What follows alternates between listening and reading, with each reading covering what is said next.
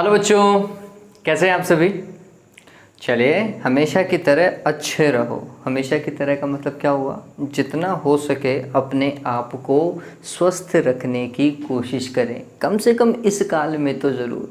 जब तक ये जो कोरोना वाला टाइम चल रहा है ना बच्चों, थोड़ा सा अपने आप को इस तरीके से बचा कर के रखो कि आप इस चीज़ से तो कम से कम दूर रहें, है ना। तो अपने आप को अच्छे से रखें, दिन में 5 से 10 बार हाथ धोएं और पढ़ाई करें, ठीक है। और पढ़ाई मतलब ऐसा नहीं है कि आप बस लग गए हैं, हम ऐसा नहीं बोल रहा हूँ। जब आपको लगे कि हाँ अब मेरा दिमाग बिल्कुल ठीक है, अब मैं आधा 1 घंटा पढ़ाई के लिए निकाल सकता हूँ, तो फिर आप पढ़ें, ठीक है। चलिए, तो मैं हूं प्रशांत माहेश्वरी और आज आप fun with physics YouTube channel देख रहे हैं। टॉपिक चल रहा था लेंज का नियम। अब दिक्कत क्या हुई, मैंने वो वीडियो थोड़ा सा और बड़ा बनाया था, लेकिन लास्ट वाले पार्ट में ऑडियो जो है वो पता नहीं कैसे म्यूट हो गया। ऑडियो म्यूट हो गया तो मेरे को फिर उस पार्ट को कट करना पड़ा, ठीक है। चलिए, तो अपन टॉपिक को कंटिन्यू करते हैं। लेंज का नियम, उम्मीद करता हूं मैंने लगभग इतने उदाहरण तो करवा दिए थे कि आपको समझ में आ गया होगा कि प्रेरित धारा की दिशा कैसे ज्ञात करते हैं, ठीक है। और मैंने एक सवाल दिया था, जब मैं वीडियो बना रहा हूं अभी तक मेरे पास में सिर्फ एक ही बच्चे का आंसर आया है, वो सही था। हालांकि पहली बार मैंने उसे गलत बोल दिया था, बच्चे को व्हाट्सएप किया था कि एक बार वापस से देखें, तब उसने स्क्रीनशॉट खींचा कि सर धारा बढ़ रही है। उसके स्क्रीनशॉट से पता चला कि हाँ, धारा मैंने बढ़ी हुई लिखी है, घटी हुई नहीं लिखी, मेरे दिमाग में घटी हुई रह गई थी। ऑलराइट, चलिए बात की बात, आप देख लीजिएगा। वो क्वेश्चन अच्छा है मेरे हिसाब से, वैसा क्वेश्चन अपनी बुक के अंदर भी है। ऑलराइट, आज अपन जो टॉपिक पढ़ रहे हैं ये है लेंज का नियम एवं ऊर्जा संरक्षण। लेंज का नियम एवं ऊर्जा संरक्षण। वास्तविकता में ये कुछ ऐसा सवाल है कि सिद्ध कीजिए लेंज का नियम ऊर्जा संरक्षण के नियम का अनुपालन करता है या ऊर्जा संरक्षण के नियम पर आधारित है, ठीक है। तो जब इस तरीके का क्वेश्चन आए तो ये बात समझ लीजिएगा कि 2 नंबर से ऊपर का सवाल नहीं है। तो आप अपनी थ्योरी को इतना लिमिट में रखें कि 2 नंबर में जो वो पूछ रहा है वो सत्यापित हो जाए, ठीक है। ऑलराइट, अब हमें क्या करना है वो समझिए। तो दोनों नियमों को समझो और फिर उनको इंटर रिलेट करो। चलिए, कैसे इंटर रिलेट करेंगे वो समझिए। सबसे पहले मैं बात करता हूँ ऊर्जा संरक्षण के नियम की, एनर्जी कंजर्वेशन लॉ। ये क्या चीज़ है भाई, ऊर्जा संरक्षण का नियम, है ना। देखो, जिन भी फिजिक्स में नियमों में लगभग अगर पीछे संरक्षण का नियम लग जाता है ना, तो आप देखें संरक्षण के नियम के आगे कौन सी क्वांटिटी लिखी हुई है, यहाँ पे ऊर्जा लिखा हुआ है। इसका मतलब अगर ऊर्जा संरक्षण का नियम है तो ये कुछ ऐसा बोल रहा है कि इस राशि को, मतलब ऊर्जा को, ना तो उत्पन्न किया जा सकता है ना ही नष्ट किया जा सकता है। इसे एक रूप से दूसरे रूप में क्या किया जा सकता है, रूपांतरित किया जा सकता है, ठीक है। लेट्स सपोज करो आवेश संरक्षण का नियम होता तो क्या करते, संरक्षण का नियम ही है ना, तो मतलब जिसको संरक्षित कर रहे हैं ना बच्चों, वो ध्यान में रखना, वो राशि ना तो उत्पन्न हो सकती है ना ही नष्ट हो सकती है, इस चीज को ध्यान में रखना, ठीक है। तो आवेश संरक्षण के नियम में भी ऐसे ही था, आवेश को ना तो उत्पन्न कर सकते हैं ना ही नष्ट कर सकते हैं, इसे एक वस्तु से दूसरी वस्तु में क्या किया जा सकता है, ट्रांसफर किया जा सकता है, स्थानांतरित किया जा सकता है, ठीक है। चलिए, अभी मैं ऊर्जा संरक्षण की बात कर रहा हूं, तो ऊर्जा संरक्षण का नियम समझिए क्या बोलता है कि ऊर्जा को ना तो उत्पन्न कर सकते हैं ना ही उसे नष्ट किया जा सकता है, इसे सिर्फ और सिर्फ एक रूप से दूसरे रूप में परिवर्तित कर सकते हैं। इसका मतलब क्या हुआ, हम विद्युत ऊर्जा को प्रकाश ऊर्जा में, प्रकाश ऊर्जा को विद्युत ऊर्जा के अंदर, या फिर विद्युत ऊर्जा को यांत्रिक ऊर्जा में, यांत्रिक ऊर्जा को विद्युत ऊर्जा में, ऐसे बहुत सारे काम कर सकते हैं, एक रूप से दूसरे रूप में कन्वर्ट कर सकते हैं, ठीक है। ये ऊर्जा संरक्षण का नियम था। फिर लेंज का नियम क्या था, ये अपन ने कल डिस्कस किया है। क्या था भाई कि विद्युत चुंबकीय प्रेरण की प्रत्येक अवस्था में प्रेरित धारा एवं प्रेरित विद्युत वाहक बल की दिशा सदैव इस प्रकार होती है कि वह उन्हीं कारणों का विरोध करती है जिनके कारण उसकी उत्पत्ति हुई है। बताया था ना बाप बेटे का रिश्ता कि भैया पिताजी के कारण बेटे का अस्तित्व है, लेकिन बेटा खुद ही बाप को आंख दिखा रहा है, ठीक है, चलो तो ऐसा कुछ इसमें लेंज के नियम में था। अब समझना बच्चों, देखिए क्या है, तो यहाँ पर चुंबक मान लेते हैं, है ना, और ये चुंबक का उत्तरी ध्रुव और ये चुंबक का दक्षिणी ध्रुव। इस चुंबक के सामने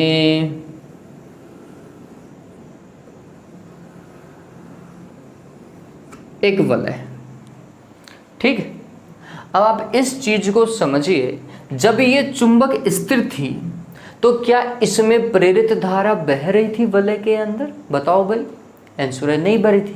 क्यों नहीं बह रही थी? क्योंकि फ्लक्स में परिवर्तन नहीं आ रहा था। रीजन पता है, ठीक है। तुमने बोला चुंबकीय फ्लक्स में कोई परिवर्तन है नहीं क्योंकि ये स्थिर है, इसलिए यहाँ पे प्रेरित धारा भी नहीं बहेगी, ठीक है।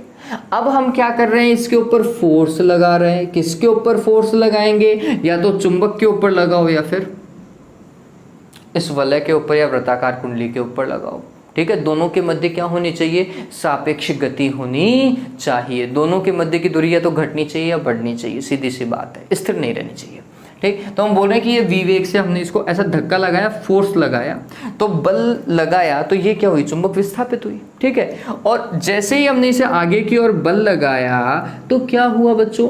इससे गुजरने वाला फ्लक्स परिवर्तित हुआ, और फ्लक्स में परिवर्तन के कारण इसमें विद्युतवाहक बल उत्पन्न हुआ। चूंकि ये कुंडली बंद है तो इसमें प्रेरित धारा भी बही।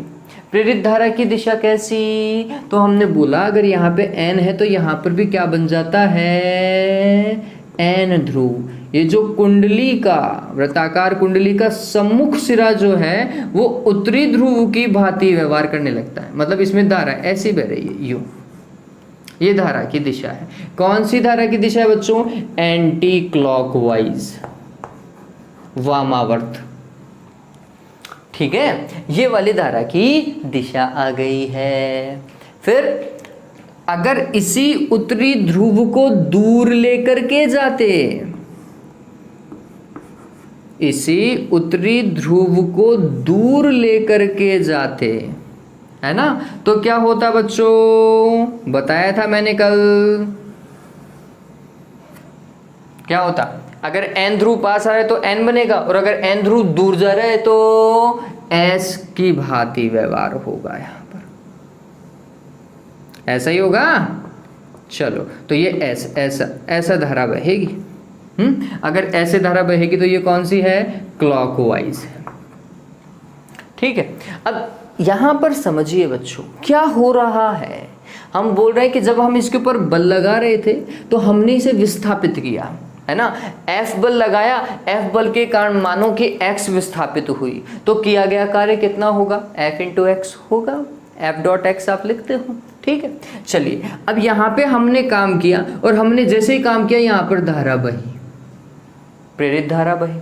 जब हम काम करना बंद कर देते हैं, इसका मतलब जब हमने इस पे बल लगाना ही बंद कर दिया, बल लगाया नहीं तो फिर ये विस्थापित नहीं हुई, तो यहाँ पर प्रेरित धारा का मान कितना? 0। तो हमने ये समझा कि जितना कार्य हम यहाँ पर कर रहे हैं, यांत्रिक कार्य जितना हम यहाँ पर कर रहे हैं, उतनी ही विद्युत ऊर्जा का उत्पादन यहाँ हो रहा है। ये ऑटोमेटिकली विद्युत ऊर्जा नहीं बहती है यहाँ पर, ऑटोमेटिकली यहाँ पर धारा नहीं बहती है। अरे ऐसे अपने आप ही इसमें धारा बह जाएगी क्या? नहीं बहती है। शुरुआत में तो कोई धारा नहीं थी, फिर एकदम से धारा बह गई। कोई जादू थोड़ी हुआ भाई, जादू तो था ही नहीं। यहाँ पे तो सिर्फ और सिर्फ एक कारण है कि ये चुंबक जब पास आएगी तभी धारा बहेगी, ठीक है। अगर इस चुंबक को स्थिर रख दिया तो फिर इसमें धारा नहीं बहेगी, या फिर इसको और इसको दोनों को एक दूसरे के सापेक्ष स्थिर रखा तो इसमें धारा नहीं बहेगी। दोनों के बीच में गति होनी चाहिए, सापेक्ष गति। और उस सापेक्ष गति को कराने में जितना कार्य पूर्ण होता है वह कार्य किस में कन्वर्ट हो जाता है? कहते हैं कि विद्युत ऊर्जा में, ठीक है। वही कार्य किस में कन्वर्ट हो रहा है? विद्युत ऊर्जा में। हम यहाँ पे जितना कार्य करेंगे, हम इसे जितना तेजी से आगे की ओर लेके जाएंगे, जितना तेजी से पीछे की ओर लेकर जाएंगे, उतनी ही यहाँ पे विद्युत धारा बहेगी, अर्थात विद्युत ऊर्जा का उत्पादन होगा, ठीक है। ये बात समझिए। अब ये थोड़ा सा समझना है कि आप इसे थोड़ा सा आगे की ओर लेकर के आए, यहाँ पे n ध्रुव बन गया, धारा बहने लगी, ठीक है, एंटी क्लॉकवाइज धारा बहने लगी। अब क्या हो रहा है? यहाँ पर भी n है, यहाँ पर भी n है। दो उत्तरी ध्रुव एक दूसरे को क्या करते हैं बच्चों? प्रतिकर्षित करते हैं। तो अब जब आप थोड़े समय बाद में वापस से इसके ऊपर बल लगाते हो, ठीक है, तो आपको पता लगता है कि आपको ज्यादा बल लगाना है। क्यों ज्यादा बल लगाना पड़ रहा है? रीजन ये है कि एक उत्तरी ध्रुव दूसरे उत्तरी ध्रुव को प्रतिकर्षित करता है। तो आपको प्रतिकर्षण के विरुद्ध क्या करना पड़ता है? कार्य करना पड़ता है। आपने कार्य किया, आपने बल और लगाया, आपने और कार्य किया, यहाँ पे और धारा बही, ठीक है, और धारा बही तो यहाँ का उत्तरी ध्रुव क्या हो गया? बढ़ गया। यहाँ के उत्तरी ध्रुव की प्रबलता क्या हुई? बढ़ गई। तो हम बोलते हैं कि अब इसके उत्तरी ध्रुव की प्रबलता बढ़ गई, दोनों के बीच की दूरी घट गई, तो लगने वाला प्रतिकर्षण बल और बढ़ गया। आपने उस बढ़े हुए प्रतिकर्षण के विरुद्ध भी क्या किया? कार्य किया, यहाँ पे और धारा बढ़ गई। तो जितना ज्यादा आप यहाँ पर कार्य कर रहे हैं, किसके ऊपर? चुंबक के ऊपर कर रहे हैं इस समय तो, ठीक है, तो जितना ज्यादा यहाँ पे यांत्रिक कार्य संपन्न हो रहा है, उतनी ज्यादा यहाँ पे विद्युत धारा बह रही है। अगर हम यहाँ पे चुंबक को धीरे धीरे लेकर के आएंगे तो यहाँ पे बहने वाली धारा का मान कम होगा। अगर हम चुंबक को बहुत तेजी से पास में लेकर के आएंगे तो यहाँ पे बहने वाली धारा का मान ज्यादा होगा। ये पहले केस में जब हमने प्रतिकर्षण के विरुद्ध कार्य किया था। अब जब आप इसको उत्तरी ध्रुव को दूर लेकर के जाते हो तो यहां पर सम्मुख सिरे पर क्या आ जाता है? दक्षिणी ध्रुव आ जाता है, ठीक है। अब देखो, ये एक दक्षिणी ध्रुव उत्तरी ध्रुव को क्या करेगा? आकर्षित करेगा। ये खींच रही है, ये कुंडली इस चुंबक को खींच रही है, अपनी ओर बुला रही है, लेकिन ये चुंबक तो दूर जाने की कोशिश करवा रहे हैं। हम ऐसा खींच रहे हैं। तो हमने क्या किया? इन दोनों के बीच जो आकर्षण था, उस आकर्षण के विरुद्ध हमें क्या करना पड़ रहा है? काम करना पड़ रहा है। और जितना ज्यादा हम अधिक कार्य करेंगे, जितना तेजी से इसे आगे की ओर लेकर जाएंगे, उतना ही यहाँ पर ये धारा बहेगी, ठीक है। तो ये समझिए बच्चों कि अगर हम काम कर रहे हैं तो ही धारा बह रही है। अगर ये चुंबक स्थिर होती तो यहाँ पर धारा का कोई अस्तित्व भी नहीं होता। सिंपल सा तर्क है बच्चों, किया गया यांत्रिक कार्य ही विद्युत ऊर्जा में परिवर्तित हो रहा है। ऊर्जा संरक्षण के नियम में हम यही तो बोलते हैं कि ऊर्जा को एक रूप से सिर्फ दूसरे रूप में रूपांतरित कर सकते हैं, इसको उत्पन्न और नष्ट नहीं किया जा सकता। तो हमने कोई उत्पन्न थोड़ी किया है, हमने तो यहाँ पे यांत्रिक ऊर्जा को किसमें? विद्युत ऊर्जा में कन्वर्ट कर दिया है। बात समझ में आई? चलिए मैं थ्योरी जल्दी से लिख देता हूं, इसे समझें। और इससे ज़्यादा थ्योरी लिखने की वैसे आवश्यकता भी नहीं है। तो आपको क्या क्या इंक्लूड करना है वो समझ लीजिए। आपको ऊर्जा संरक्षण का नियम लिखना है। अब ये सारी चीज़ें तो मैं नहीं लिख पाऊंगा, तो मैं आपको बता देता हूं। ऊर्जा संरक्षण का नियम लिखना है। एक चीज़ तो ये आनी चाहिए, ठीक है। क्या होता है? ऊर्जा को ना उत्पन्न कर सकते हैं ना ही नष्ट कर सकते हैं, इसे एक रूप से दूसरे रूप में रूपांतरित किया जा सकता है। दूसरा आपको क्या लिखना है? लेंज का नियम लिखना है। लेंज का नियम क्या था? विद्युत चुम्बकीय प्रेरण की प्रत्येक अवस्था में प्रेरित विद्युत धारा और विद्युत वाहक बल की दिशा सदैव इस प्रकार होती है कि यह उन्हीं कारणों का विरोध करती है जिसके कारण इसकी क्या हुई है? उत्पत्ति हुई। ये लिखने के बाद में आप काम करना चालू करेंगे। आपने एग्जाम्पल लिया, क्या एग्जाम्पल लिया वो समझिए।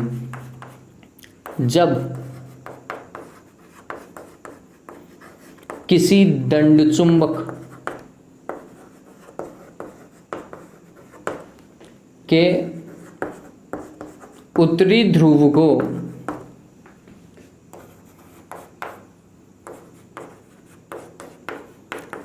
स्थिर वृत्ताकार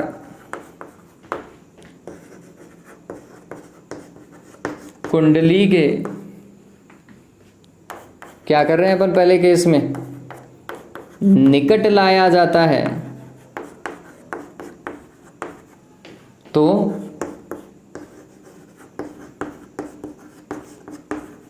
कुंडली के सम्मुख सिरे पर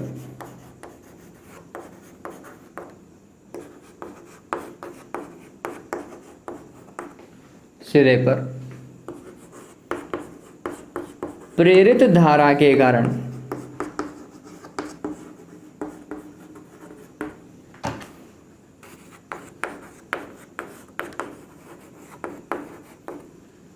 उत्तरी ध्रुव ही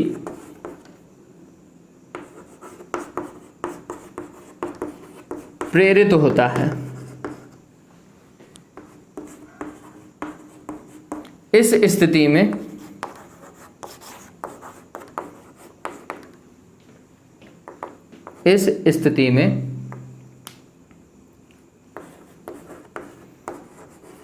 दंड चुंबक एवं कुंडली, या फिर आप जो भी लिख रहे हैं तो भले लिख लीजिएगा, कुंडली के मध्य क्या होता है, प्रतिकर्षण बल प्रभावी हो जाता है।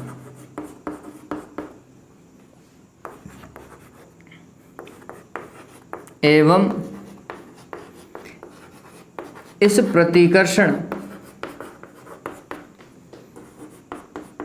बल के विरुद्ध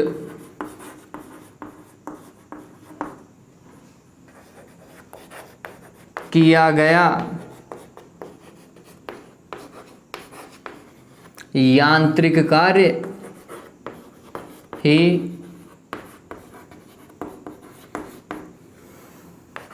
कुंडली में विद्युत ऊर्जा, और आप ब्रैकेट में लिख लीजिए विद्युत धारा उत्पन्न हुई थी ना, ऊर्जा में रूपांतरित होता है, त्वरित होता है। ठीक, फिर इसी प्रकार अब समझिएगा नेक्स्ट पैराग्राफ से क्या लिखेंगे। इसी प्रकार जब किसी दंड चुंबक के, अब एन को एस में कन्वर्ट करो, सॉरी, इसी प्रकार जब किसी दंड चुंबक के उत्तरी ध्रुव को स्थिर वृत्ताकार कुंडली से दूर ले जाया जाता है, पहली बार में अपन पास ला रहे थे, दूसरी बार में दूर लेकर के जा रहे हैं, ले जाया जाता है, तो कुंडली के सम्मुख सिरे पर प्रेरित धारा के कारण कौन सा ध्रुव प्रेरित होता है, एस ध्रुव। एन को जब दूर लेकर के जा रहे हैं तो एस ध्रुव प्रेरित होता है, और इस स्थिति में क्या होगा, दोनों के बीच आकर्षण या प्रतिकर्षण, आकर्षण लगेगा। एवं इस स्थिति में दंड चुंबक एवं कुंडली के मध्य आकर्षण बल प्रभावी हो जाता है। इस आकर्षण बल के विरुद्ध किया गया कार्य, यांत्रिक कार्य ही कुंडली में विद्युत ऊर्जा अथवा विद्युत धारा के रूप में क्या होता है, रूपांतरित होता है। यह आपको क्या करना है, लिख देना है। अतः यह सिद्ध होता है कि लेंज का नियम ऊर्जा संरक्षण के नियम का क्या करता है बच्चों, अनुपालन करता है। ठीक है, तो मेरे हिसाब से आप आसानी से इस चीज को कर लेंगे। इसे समझाने का एक दूसरा भी तरीका है, लेकिन उतना काहे को, जो हमारी किताब में एक और तरीका दे रखा है वो अपन कभी आराम से डिस्कस करेंगे उस चीज को। ऑलराइट, तो ये समझ में आया है ना, आपने काम किया तो ही वहां पे विद्युत धारा है, यांत्रिक कार्य संपन्न होगा तो विद्युत धारा है, अगर यांत्रिक कार्य ही संपन्न नहीं हुआ तो विद्युत धारा किस बात की भाई।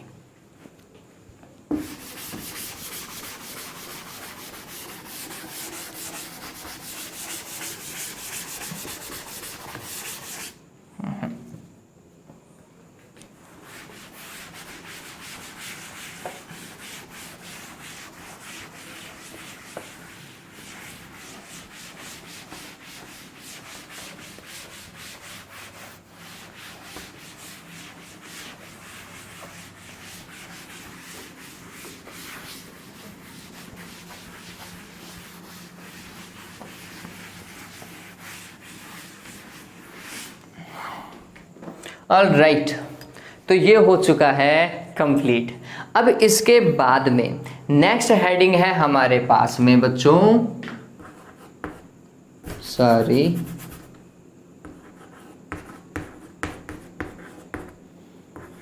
प्रेरित विद्युत धारा, इंड्यूस्ड करंट एवं प्रेरित आवेश, प्रेरित आवेश। देखिए हमें क्या कैलकुलेट करना है, प्रेरित विद्युत धारा कैलकुलेट करनी है और प्रेरित आवेश को कैलकुलेट करना है। ऑलराइट, बहुत सिंपल है बच्चों, बहुत ज़्यादा सिंपल है।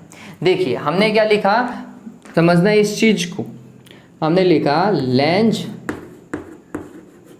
एवं फैराडे के नियम से किसी एन फेरो वाली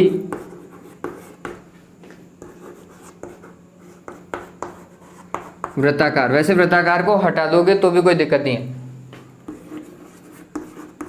वृत्ताकार कुंडली में प्रेरित विद्युत वाहक बल कितना होता है भाई? फैराडे ने और लेंज ने कितना बताया था? माइनस का n डी फाई अपॉन क्या बच्चों? D T. बताया था नहीं बताया था? यहाँ पे फाई क्या है? फ्लक्स। कौन सा फ्लक्स? विद्युत फ्लक्स या चुंबकीय फ्लक्स? चुंबकीय फ्लक्स। ठीक है, बी लगा दिया है। अब अगर ये प्रेरित विद्युत वाहक बल है, ठीक, तो फिर हम इससे क्या निकाल सकते हैं? धारा निकाल सकते हैं। धारा कैसे निकालेंगे? तो हमें उस कुंडली का प्रतिरोध पता होना चाहिए। अगर प्रतिरोध पता है तो धारा कैसे निकालोगे?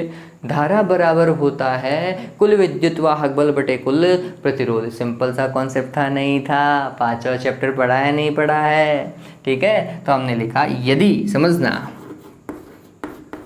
यदि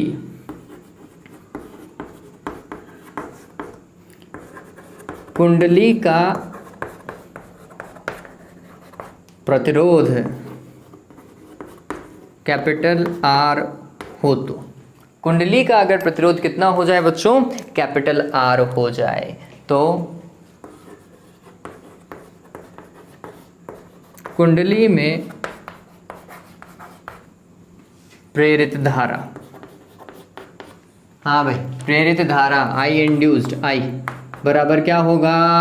विद्युत वाहक बल में किसका भाग लगना चाहिए? प्रतिरोध का भाग लगना चाहिए। चलिए, विद्युत वाहक बल कितना है बच्चों? माइनस का n d phi b divided by d t. ठीक है, और इसमें भाग किसका? आर का, ये लगा दिया आर का भाग। ठीक, तो कुल मिलाकर के जो विद्युत धारा है वो है n बटे r d phi upon d t. Done हो गया। चलिए, अगर धारा आ गया है तो आवेश निकालने में ज़्यादा समय नहीं लगेगा। क्या करेंगे भाई? आई बराबर क्या होता है? डी क्यू बटा डी टी होता है। ठीक है, तो हमें प्रेरित आवेश भी इससे क्या हो जाएगा? आसानी से निकल जाएगा। ठीक, चलिए, तो अब प्रेरित आवेश की बात करते हैं। प्रेरित धारा निकल गया, प्रेरित आवेश देखें आप।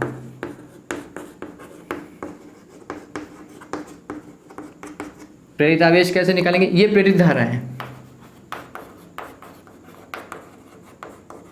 ठीक है, फॉर्मूला ध्यान में रखें। ऑलराइट, अब प्रेरित आवेश देखो बच्चों, इंड्यूस्ड चार्ज कैसे निकालेंगे? तो आई की जगह हमने क्या लिखा?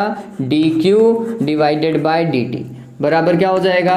माइनस का n बटे आर डी फाई बटा डी टी। डी टी से देवता डी टी कैंसिल, तो डी क्यू बराबर क्या हो गया? माइनस का n divided by r d phi. ठीक, चलिए, अब यहाँ पर हमें तो आवेश निकालना है, क्यों? तो कैसे निकालेंगे? डी क्यू से क्यू समाकलन करो भाई दोनों तरफ। ठीक, तो इसका समाकलन भी करेंगे और इस तरफ भी समाकलन करेंगे। अब यहाँ पे डी फाई कैसे देखा जाएगा वो समझिए बच्चों। ये देखो, ये वृत्ताकार कुंडली मानो, ठीक, और यहाँ पर अगर चुंबक रखी हुई है, ये कोई एक केस मान लिया हमने कि पहले से चुंबक यहाँ पे थी, वृत्ताकार कुंडली यहाँ पर थी, तो इस वृत्ताकार कुंडली से प्रारंभिक फ्लक्स, समझना इस चीज को, इस वृत्ताकार कुंडली से गुजरने वाला प्रारंभिक फ्लक्स शून्य है या फिर उसका कुछ न कुछ मान हो सकता है? आंसर है कुछ न कुछ मान हो सकता है, अगर चुंबक पहले से थी। ठीक है, कैसे भाई? अरे इससे कुछ ना कुछ तो बल रेखाएं गुजर ही रही होंगी, चाहे 4-5 ही गुजर रही हो, लेकिन गुजर रही होंगी। ठीक है, आप इसको पास में लेकर के आओगे तो फिर गुजरने वाली बल रेखाओं की संख्या बढ़ जाएगी।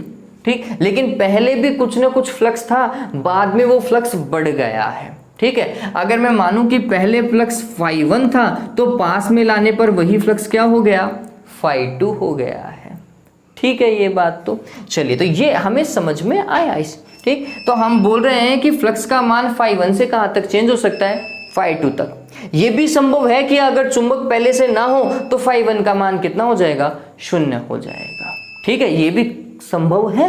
ऑलराइट, चलिए, तो अब हम क्या कर रहे हैं? हमें तो प्रेरित आवेश निकालना है, तो दोनों तरफ हमें क्या करना पड़ेगा? समाकलन करना पड़ेगा। तो ये हो जाएगा माइनस का n अपॉन आर, और इस तरफ समाकलन करेंगे डी फाई का, और डी फाई का समाकलन कहाँ से लेकर कहाँ तक? φ1 से लेकर φ2 तक। ठीक है, चलो, डी फाई का क्या होगा समाकलन? फाई होगा, और डी क्यू का समाकलन क्या होगा? क्यू होगा।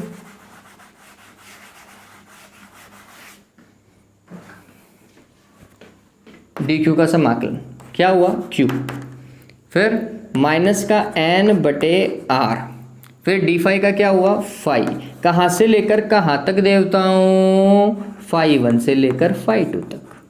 चलो upper limit minus lower limit करो तो क्या हो जाएगा, माइनस का एन बटे आर, फाई की जगह एक बार रखेंगे फाई 2, माइनस क्या बच्चों फाई 1 बराबर क्या बच्चों क्यू, माइनस को अंदर ले जाओ, क्या हो जाएगा एन बटे आर, माइनस को अंदर लेके गए तो जो माइनस का था वो तो प्लस का हो गया और जो प्लस का था वो माइनस का हो गया। ये प्रेरित आवेश है। चलो अब मैं आपसे एक सवाल पूछता हूँ, पहले इस फॉर्मूले को तरीके से देख लीजिए। Q बराबर हमने लिखा है n upon r phi 1 minus phi 2, मतलब प्रारंभिक फ्लक्स माइनस अंतिम फ्लक्स। ठीक है, ये बताएं कि ये जो प्रेरित आवेश है बच्चों, ये फ्लक्स में परिवर्तन की दर पर निर्भर कर रहा है या फिर फ्लक्स में परिवर्तन पर निर्भर कर रहा है? बताओ भाई देख करके इस फॉर्मूले को। ये जो इंड्यूस चार्ज है वो किस पे निर्भर कर रहा है, फ्लक्स में परिवर्तन की दर पर या फ्लक्स में परिवर्तन पर?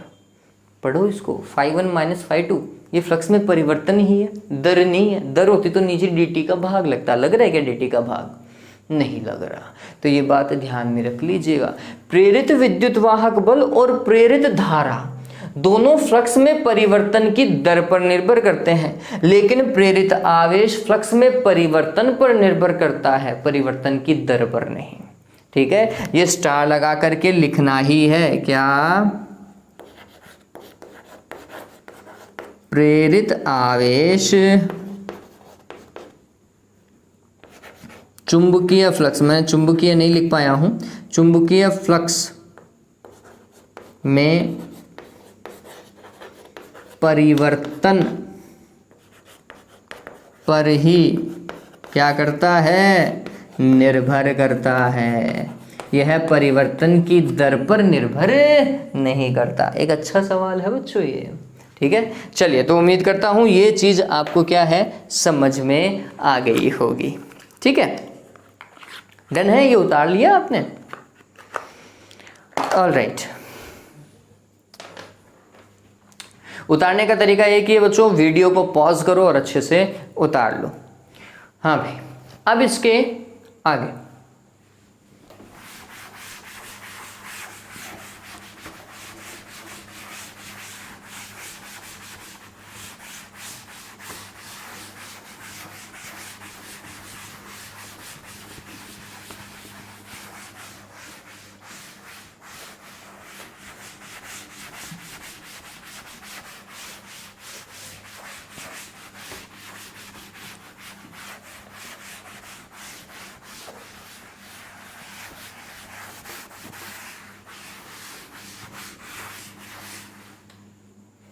हाँ भाई, इसके आगे मैं चाहता हूँ कि आज अपन न्यूमेरिकल कंप्लीट करें, क्योंकि फिर उसके बाद में एक डेरिवेशन आएगा और वो डेरिवेशन बहुत इंपॉर्टेंट है।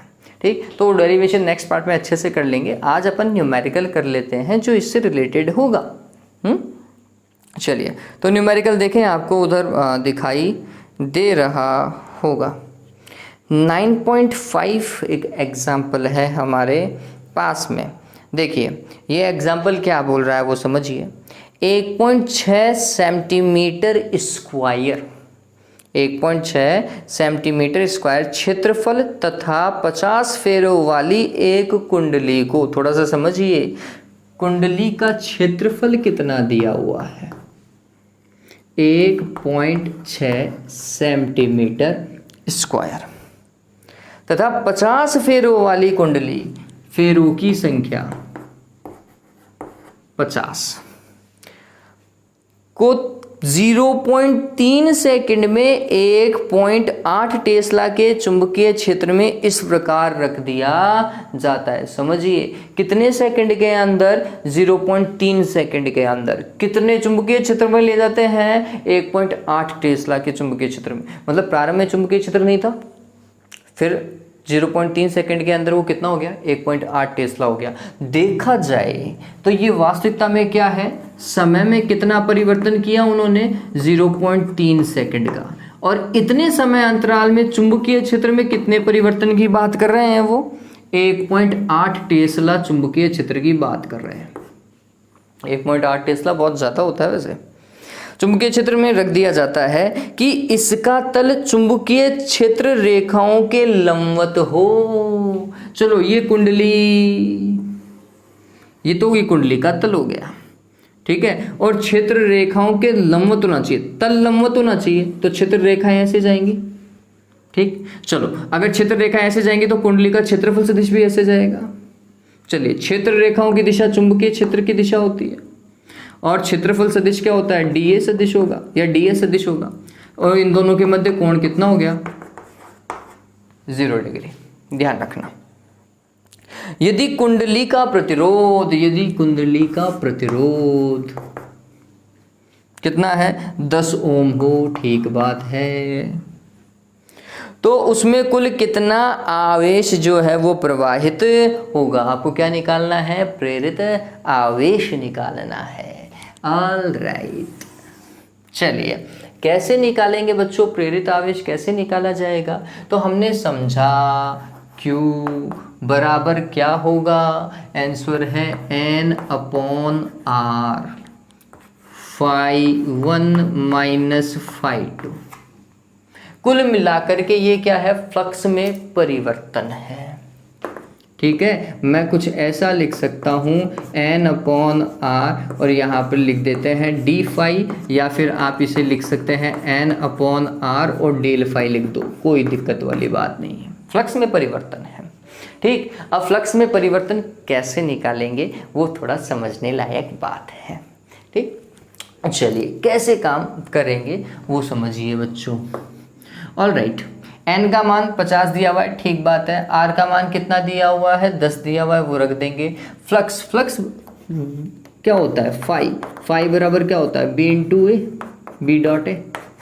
यहाँ पर थीटा की वैल्यू कितनी डिग्री है, 0 डिग्री है, तो फिर हम यहाँ पर फॉर्मूला क्या बनाएंगे, बी ए कॉस थीटा, और कॉस जीरो का मान कितना, 1, तो फॉर्मूला बनेगा b इंटू ए, इतना ही बनेगा यहाँ पर फ्लक्स का।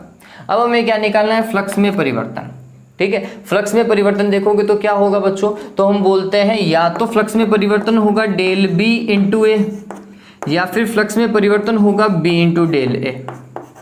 ये समझिए, या तो चुंबकीय क्षेत्र में परिवर्तन हो और क्षेत्रफल नियत हो, या फिर क्षेत्रफल नियत और चुंबकीय क्षेत्र में परिवर्तन हो, दोनों में से एक चीज हो, दोनों भी हो सकती हैं, लेकिन जिस तरीके का केस हम पढ़ रहे हैं उसमें वो बता रखा है कि क्षेत्रफल तो नियत है लेकिन चुंबकीय क्षेत्र में क्या हो रहा है, परिवर्तन। तो मैं कौन सा यूज करना चाहूंगा, ये वाला, डेल बी इंटू ए वाला, ठीक। तो हमने इस चीज को समझा और परखा और Q का फॉर्मूला बनाया, क्या बच्चों, N/R, डेल फाई की जगह लिखेंगे चुंबकीय क्षेत्र में परिवर्तन इंटू क्या बच्चों, A, ठीक है। चलिए अब देखते हैं इस चीज को।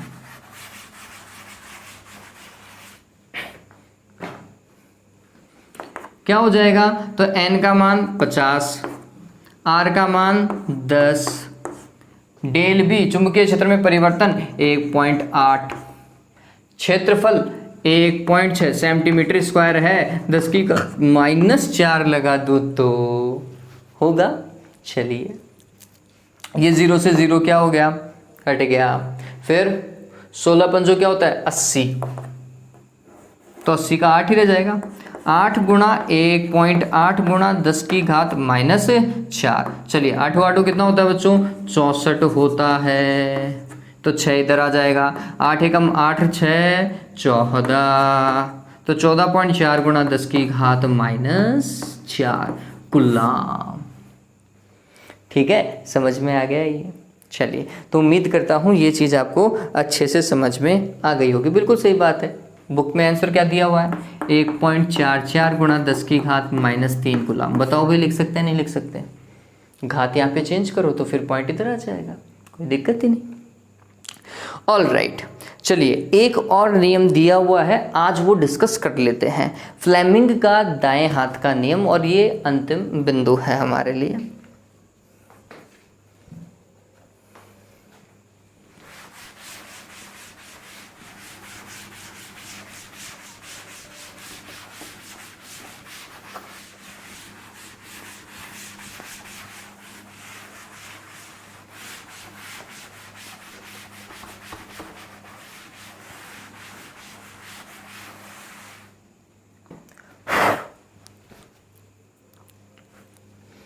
टॉपिक क्या है?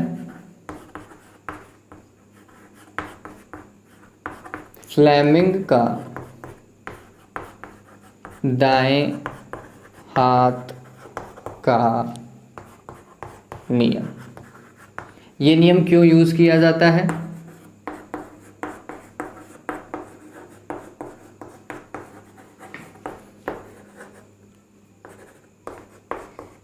क्यों यूज करते हैं? प्रेरित धारा की दिशा ज्ञात करने के लिए, है ना। The Fleming's right hand law क्यों यूज किया जाता है? प्रेरित धारा की दिशा ज्ञात करने के लिए। तो आप बोलोगे कि सर लेंज का नियम भी तो वही कर रहा था। तो थोड़ा सा दिमाग लगाने की आवश्यकता है। कौन सा नियम कब अप्लाई करेंगे? जब वो किसी चालक छड़ की बात कर रहा हो। क्वेश्चन किसकी बात कर रहा हो बच्चों? चालक छड़ की बात कर रहा हो। सीधी छड़ बोल दी, ठीक है। तो छड़ के अंदर आप किसका उपयोग करें? मैं बोलूंगा फ्लेमिंग वाले नियम का। छड़ में इस तरह की कोई चालक छड़ होगी और उसमें अगर प्रेरित धारा बहेगी तो हम फ्लेमिंग का नियम यूज करेंगे, ठीक है। वो सिंपल भी पड़ेगा। लेकिन अगर कोई बंद लूप है, बंद कुंडली है, तो फिर फ्लेमिंग का नियम यूज नहीं करेंगे। फिर किसका नियम यूज करेंगे? लेंज का नियम, ठीक है। तो लेंज का नियम हम अप्लाई कहाँ करने की कोशिश करते हैं? जहां वृत्ताकार लूप, आयताकार, कुल मिलाकर के लूप और कुंडली होती है, बंद परिपथ होता है, ठीक है। जबकि इसका नियम कहाँ यूज करेंगे? जहां हम बात करते हैं चालक छड़ों की, ठीक है, वहां हम यूज करेंगे। ये ध्यान में रखना। चलिए अब काम करने की कोशिश करते हैं। ये क्या बोल रहा है ये नियम? ये वापस देखो, फ्लेमिंग का लेफ्ट हैंड नियम क्या था? बल को बता रहा था, चुंबकीय बल को। लेफ्ट हैंड याद आ रहा है क्या? मैं पहले लेफ्ट हैंड नियम बता रहा हूँ। चुंबकीय बल की दिशा कैसे होती है? तो बोलता है कि लेफ्ट हैंड की 3 अंगुलियां, कौन सी? तर्जनी, इंडेक्स फिंगर, मध्यमा, मिडिल फिंगर, और अंगूठा, थंब, ठीक है। इन तीनों को इस प्रकार व्यवस्थित किया जाए कि ये तीनों एक दूसरे के क्या हो? लंबवत हो। तथा तर्जनी अंगुली किसको? चुंबकीय क्षेत्र की दिशा को प्रदर्शित करे। किसको प्रदर्शित करे? चुंबकीय क्षेत्र की दिशा को प्रदर्शित करे। फिर ये किसको? धारा को प्रदर्शित करे। मध्यमा किसको? धारा को प्रदर्शित करे या धनात्मक आवेश की गति की दिशा को, ठीक। तो फिर अंगूठा किसको प्रदर्शित करता है? बल की दिशा को। किसको प्रदर्शित करता है? चुंबकीय बल की दिशा को। ये था किसका? फ्लेमिंग का लेफ्ट हैंड नियम। अब हम बात कर रहे हैं राइट हैंड नियम। राइट हैंड नियम में क्या हो रहा है बच्चों? यदि दाहिने हाथ की 3 अंगुलियां, कौन कौन सी? तर्जनी, मध्यमा और अंगूठा, इनको इस प्रकार व्यवस्थित किया जाए कि ये तीनों एक दूसरे के क्या हो बच्चों? लंबवत हो, ठीक है। एवं यदि तर्जनी अंगुली, ये तर्जनी अंगुली, ठीक है, किसको? चुंबकीय क्षेत्र की दिशा को। ये हमेशा चुंबकीय क्षेत्र पे ही रहेगी। तर्जनी अंगुली अगर चुंबकीय क्षेत्र की दिशा को प्रदर्शित करे, अंगूठा यदि गतिमान चालक की दिशा को प्रदर्शित करे। ये बात ध्यान में रखना, ये गतिमान चालक की दिशा होगी, ठीक। चालक की दिशा को प्रदर्शित करे तो फिर ये किसको प्रदर्शित करेगा बच्चों? प्रेरित धारा की दिशा को। मिडिल फिंगर किसको प्रदर्शित करेगी? प्रेरित धारा की दिशा को प्रदर्शित करेगी। ध्यान में रखना, ठीक। चलिए मैं लिख देता हूं। तीनों अंगुलियों को क्या करना है? लंबवत रखना है। तो कौन कौन सी? सबसे पहले हम बात करते हैं तर्जनी अंगुली की। कौन सी अंगुली की? तर्जनी अंगुली। तर्जनी अंगुली कहाँ होनी चाहिए? किसको प्रदर्शित करनी चाहिए? आंसर है चुंबकीय क्षेत्र को। किसको? चुंबकीय क्षेत्र को। चुंबकीय क्षेत्र की दिशा, है ना। फिर दूसरा अंगूठा। अंगूठा किसको प्रदर्शित करना चाहिए? गति की दिशा को। चालक की गति की दिशा को प्रदर्शित करना चाहिए। तो फिर प्रेरित धारा, तो फिर प्रेरित धारा किसके द्वारा? मध्यमा अंगुली के द्वारा प्रदर्शित किया जाना चाहिए। मैंने उल्टा लिख दिया। तो फिर मध्यमा अंगुली किसको प्रदर्शित करेगी? प्रेरित धारा की दिशा को प्रदर्शित करेगी। वापस से बता देता हूं कि यदि दाहिने हाथ की, राइट हैंड की 3 अंगुलियां, तर्जनी, अंगूठा और मध्यमा अंगुली को इस प्रकार व्यवस्थित किया जाए कि तीनों एक दूसरे के क्या हो, लंबवत हो, तथा तर्जनी अंगुली चुंबकीय क्षेत्र की दिशा को, अंगूठा गतिमान चालक की दिशा को, तो मध्यमा अंगुली उस चालक में प्रेरित धारा की दिशा को प्रदर्शित करता है। ये बात ध्यान में रख लीजिएगा। अब बच्चों ये नियम तो समझ में आ गया, ये है बहुत शानदार नियम।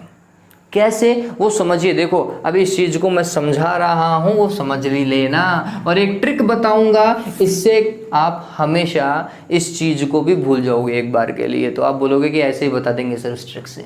कैसे बच्चों समझिए। लेट सपोज करो ये चुंबकीय क्षेत्र आपको दिखाई दे रहा होगा। कौन सा चुंबकीय क्षेत्र है देखता हूँ, बताओ जल्दी से।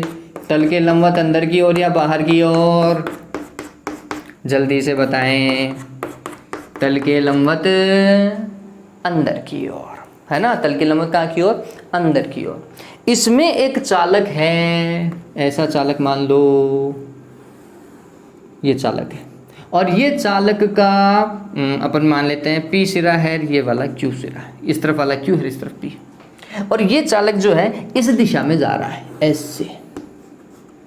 कितने वेग से, V वेग से जा रहा होगा। ये चुंबकीय क्षेत्र कितना, B चुंबकीय क्षेत्र मान लिया। ठीक है, वो बात की बात है, हमें तो प्रेरित धारा की दिशा देखनी है। ठीक है, और हम देखेंगे कि ये प्रेरित विद्युत वाहक बल कैसे जनरेट होगा। प्रेरित विद्युत वाहक बल मतलब बैटरी बनेगी, तो बैटरी में एक जगह प्लस होगा और एक जगह क्या होगा, माइनस होगा। वो प्लस और माइनस आएगा कहाँ पर, ठीक है, वो हम देखने की कोशिश करेंगे। समझना इस चीज को, बहुत सिंपल है बच्चों। देखिए क्या हो रहा है वो समझिए। चालक है, ठीक है, तो हमने बोला समझना इस चीज को। अगर चालक ऐसा है तो चुंबकीय क्षेत्र कहाँ की ओर, आंसर है अंदर की ओर। तो आप राइट हैंड यूज करें, ये राइट हैंड है, राइट हैंड की अंगुली ये वाली तर्जनी अंगुली कहाँ की ओर, चुंबकीय क्षेत्र की ओर, तो हमने उस तरफ फिंगर रख दिया। फिर अंगूठा किसको, चुंबकीय क्षेत्र की दिशा को, तो फिर मध्यमा अंगुली कहाँ की ओर जा रही है, ऊपर की ओर जा रही है। क्या प्रेरित धारा पता चल रही है, ऐसे जा रही है प्रेरित धारा। अब अगर धारा ऐसे जा रही है, थोड़ा समझिए, अगर धारा ऐसे जा रही है तो इसका मतलब ये है इलेक्ट्रॉन ऐसे आ रहा है। समझना, ये किसकी दिशा है, धारा की, आई की दिशा है। तो इलेक्ट्रॉन कहाँ की ओर आ रहा है, नीचे की ओर ही आएंगे, सीधी सी बात है। क्लियर है। चलिए, इलेक्ट्रॉन अगर नीचे की ओर आ रहे हैं तो क्या होगा, इलेक्ट्रॉन ने ये जगह तो छोड़ी और यहाँ पर आकर के वो क्या हो रहा है, इकट्ठे हो रहे हैं। तो यहाँ पर तो इलेक्ट्रॉन इकट्ठे हो गए और यहाँ पे इलेक्ट्रॉनों ने अपनी जगह छोड़ दी। इसका मतलब यहाँ पर क्या हो जाएगा, इलेक्ट्रॉनों की कमी मतलब धनात्मक आवेश। जितने इलेक्ट्रॉन यहाँ से उठ करके यहाँ पर गए तो उतना ही यहाँ पर धनात्मक आवेश प्रेरित हो जाएगा और उतना ही यहाँ पर ऋणात्मक आवेश आ जाएगा। बताओ भाई बैटरी बनी नहीं बनी, बन गई क्या। चलिए, तो यहाँ पर समझिए प्रेरित धारा की दिशा कहाँ से कहाँ की ओर है, पहले तो ये समझो। तो हमने बोला समझना इस चीज को, हमने बोला चुंबकीय क्षेत्र अंगुली से, ये अंगुली अंदर की ओर, फिर वेग कहाँ से, अंगूठे से। तो धारा की दिशा कहाँ से कहाँ की ओर गई, आंसर है Q से कहाँ की ओर, P की ओर। ये प्रेरित धारा की दिशा है। ठीक है, बैटरी का प्लस कौन सा होगा, P पॉइंट होगा। ठीक है, कैसे पता चला P पॉइंट होगा, चलिए मैं आपको पहले तो आपको बता रहा हूँ वास्तविकता क्या है, कैसे। तो हमने बोला कि धारा ऐसे जा रही थी तो इलेक्ट्रॉन नीचे की ओर आ रहे थे। इलेक्ट्रॉन अगर नीचे की ओर आ रहे हैं, समझना इस चीज को, इलेक्ट्रॉन अगर नीचे की ओर आ रहे हैं तो वो नीचे जाकर के इकट्ठे हो जाएंगे तो ये ऋणात्मक आवेश। इलेक्ट्रॉन कहाँ से आ रहे हैं, आंसर है ऊपर से आ रहे हैं, तो ऊपर इलेक्ट्रॉनों की कमी हो गई। जितने इलेक्ट्रॉनों की कमी हुई उतना ही धनात्मक आवेश होगा।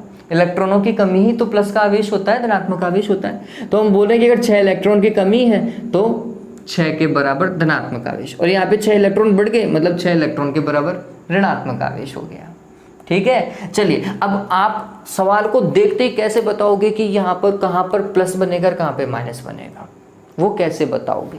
ठीक है, तो देखो सिंपल सा तरीका है। यहाँ पर ये दिशा प्रेरित विद्युत वाहक बल की दिशा जो है वो V क्रॉस B से देखी जाती है। ये ध्यान में रखना बस, किससे देखी जाती है, V क्रॉस B से। अब जहां पर भी क्रॉस प्रोडक्ट होगा ना बच्चों, वहां पे आप स्क्रूला लगा सकते हो। स्क्रूला नहीं लगाओगे तो देखो मैं बता देता हूँ, V से जाओ कहाँ की ओर, B की ओर। V कहाँ की ओर था, इस तरफ था। चुंबकीय क्षेत्र कहाँ की ओर है, अंदर की ओर है। तो राइट हैंड को लो और राइट हैंड की अंगुलियों को V से कहाँ की ओर लेकर के जाओ, B की ओर। तो V कहाँ की ओर था, मैंने बोला यहाँ की ओर था। B की ओर लेकर जाऊं तो मैं इसको मुड़ाऊं तो मेरा अंगूठा कहाँ की ओर जाएगा, ऊपर की ओर। ठीक है, तो जहां अंगूठा है वहां पर ही प्लस होगा, ध्यान में रख लेना। तो ऑटोमेटिकली नीचे क्या आएगा, माइनस आएगा।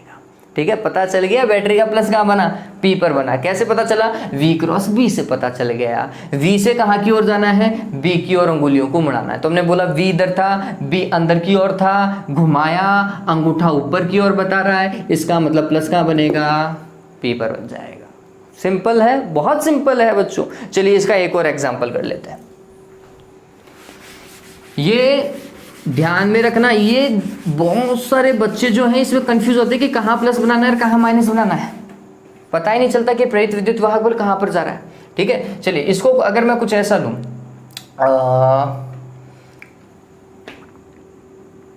डॉट बना लेते हैं। Dot dot dot dot dot, अरे समरूप ही मानना है रे भाई। ठीक है, ऐसे डॉट बना लिया, दिख रहा है ना डॉट। अब क्या करना है, इसके अंदर एक चालक छड़ ले लेते हैं। लेट्स सपोज करो ये चालक छड़ है। ठीक, अब चालक छड़ कहाँ की ओर जा रही है, या तो ऊपर की ओर ले जाओ या नीचे की ओर ले जाओ, आपके ऊपर है जहाँ की ओर लेकर के जाओगे। ठीक, मैं बोल रहा हूँ चलो इस बार नीचे की ओर लेकर चले गए। ठीक, तो V वेग कहाँ की ओर है, नीचे की ओर है। चुंबकीय क्षेत्र कहाँ की ओर है, बाहर की ओर है। ठीक, अब समझना इस चीज को, क्या करना है, V क्रॉस B देखना है। क्या करना है, V क्रॉस B। ठीक, तो वेग कहाँ की ओर है, नीचे की ओर, तो अंगुलियां नीचे की ओर। फिर B कहाँ की ओर है, इस तरफ है ना, इस तरफ जा रहा है यू।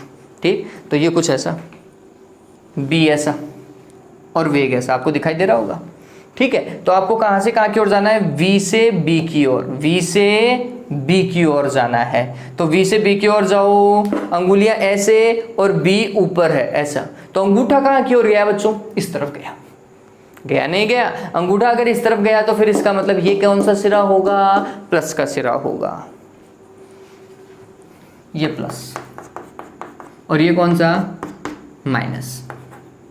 P और Q, तो P क्या है, प्लस, और Q क्या है, माइनस। अरे पता चला, नहीं पता चला।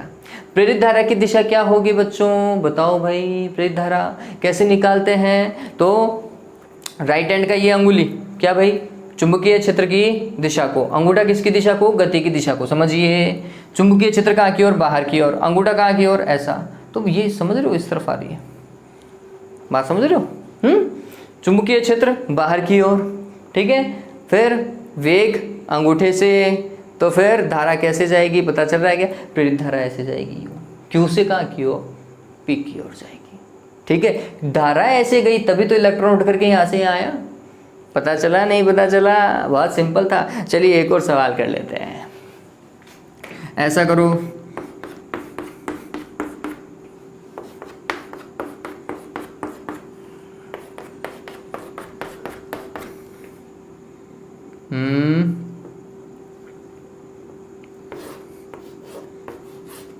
और ऐसा ऊपर की ओर लेकर जाओ।